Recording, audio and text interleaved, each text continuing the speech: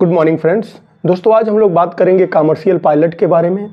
चाहे इंडिया हो या फॉरेन, इस समय कमर्शियल पायलट की बहुत ज़्यादा डिमांड है और उनको एक बहुत ह्यूज पैकेज मिलता है। अगर इंडिया की बात की जाए तो यहाँ पर भी करीब करीब 2 लाख से लेकर के 5 लाख तक महीने मिलती है और फॉरेन में ये सैलरी बढ़ करके और ज़्यादा हो जाता है। तो आइए देखते हैं इस पर एक नज़र, इसका फीस, कास्ट, अदर स्ट्रक्चर।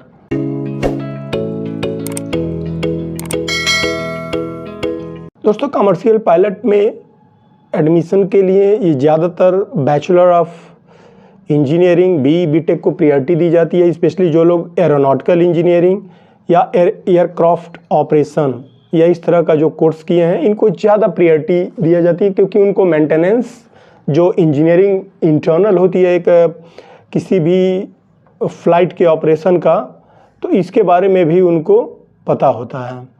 लेकिन ये कोई ज़रूरी नहीं है कि आपके पास अगर ये डिग्री नहीं है तो आप एडमिशन नहीं ले सकते। 12वीं अगर आपके पास मैथमेटिक्स ग्रुप से आपने 12th किया है, फिजिक्स केमिस्ट्री मैथ से, तो आप एविएशन में बैचलर डिग्री या बीएस डिग्री आप कर सकते हैं। दोस्तों कमर्शियल पायलट में 3 लाइसेंस दी जाती है।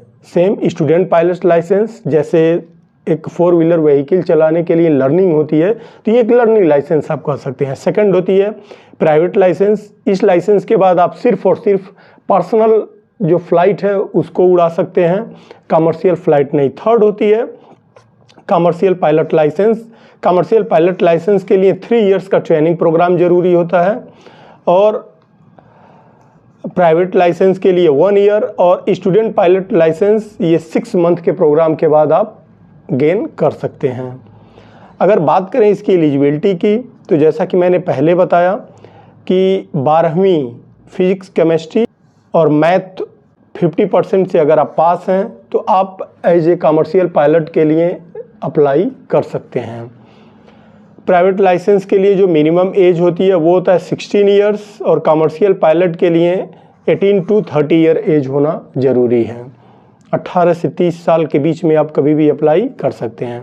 अगर फीस स्ट्रक्चर की बात की जाए तो ये डिफ़र करता है कि अलग अलग संस्थान कैसा है। जैसे अगर कोई गवर्नमेंट इंस्टीट्यूट है तो वहाँ पर फीस कम होगा, लेकिन अगर वही प्राइवेट फ्लाइंग एकेडमी है तो वो बहुत ज़्यादा फीस लेते हैं। तो इसकी फ़ीस वही चीज़ है, 15 लाख से लेकर के 50 लाख तक करीब पड़ता है।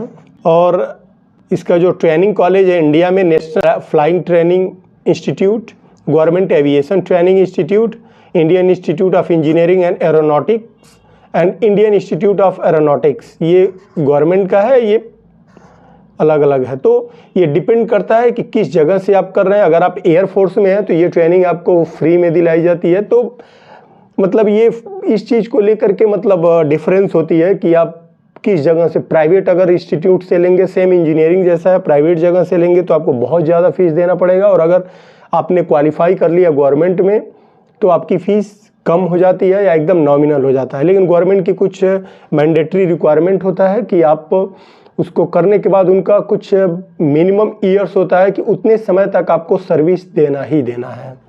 अगर हम इसकी यूनिवर्सिटी या इंस्टीट्यूट की बात करें जो इंडिया में प्रोवाइड कर रही है, तो अहमदाबाद में silver oak university, Indira Gandhi Rashtriya Uran academy Delhi, government flying training school Bengaluru and पैनक academy Vadodara, Rajiv Gandhi aviation academy Hyderabad, wing college of aviation Pune and Bombay flying club, Vile Parle Mumbai.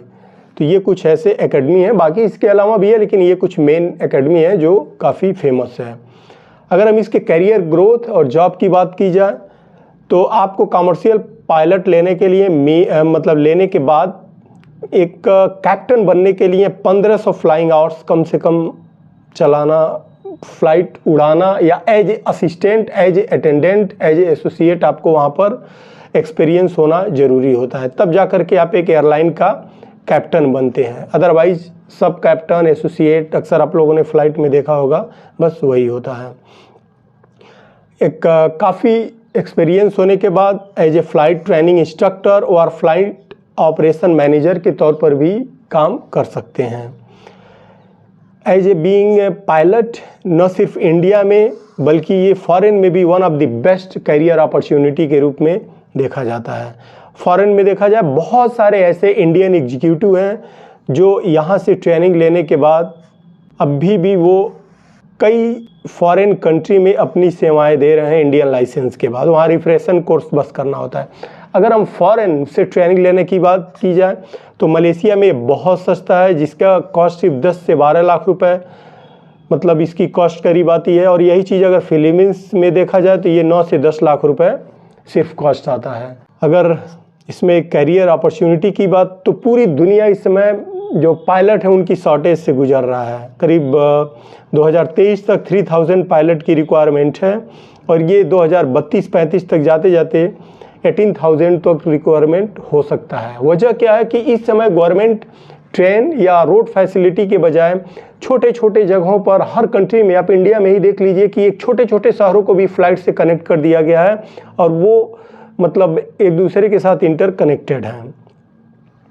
Salary अगर देखा जाए तो इंडिया में ये करीब करीब 1.5 लाख से लेकर के 4 से 5 लाख रुपए महीना, यानी 18 लाख से लेकर के और 50 लाख रुपए एनुअल तक इसका सैलरी जाता है, जो कि एक बहुत अच्छा, बहुत ह्यूज पैकेज। अगर फॉरेन में बात की जाए एवरेज तो $1,25,000 से लेकर के $1,64,000 एनुअल सैलरी पैकेज पड़ता है।